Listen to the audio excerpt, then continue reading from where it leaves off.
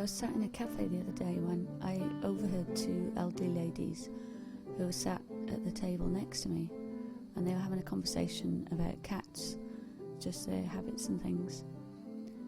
I mean, their conversation was quite abstract in one way.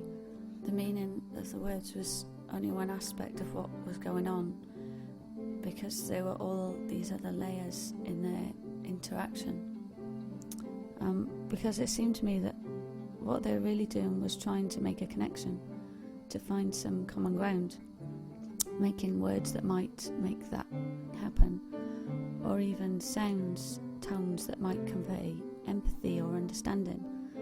And then, I was just watching their body language and their facial expressions. This started me thinking about meaning, the meaning behind or in language, and things like intention, the intentions that give language meaning, the way tones can create nuanced meanings. I started thinking about how it seems many people are trying to find intimacy in some way, although they maybe don't see it, and in some way this exchange that happens in conversation is an attempt to get there. I mean, not in every instance, but in general.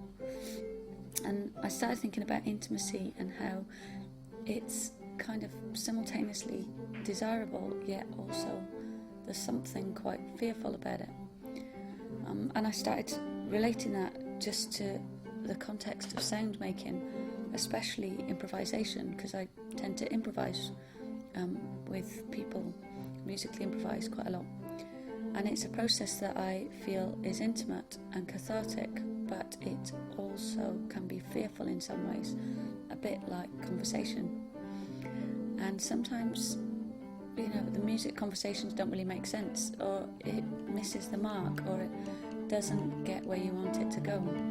But other times it totally makes sense and it totally hits the mark. And then I suppose I began thinking that the connection, the intimacy was the important part, and the music or the words in a conversation, they're just trying to facilitate that.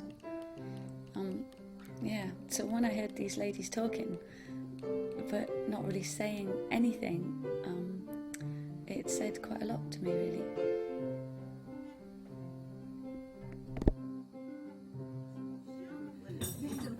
There's another cat I've seen twice.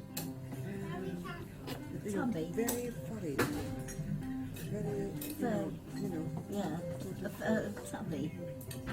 Yes. Yes, there is one of those, yes. Yeah, I don't know where that comes from. Yeah, I don't I've know. only seen it twice. But I think where it goes over to, the little chappie over the road that lives in those bungalows. The other cat lost it.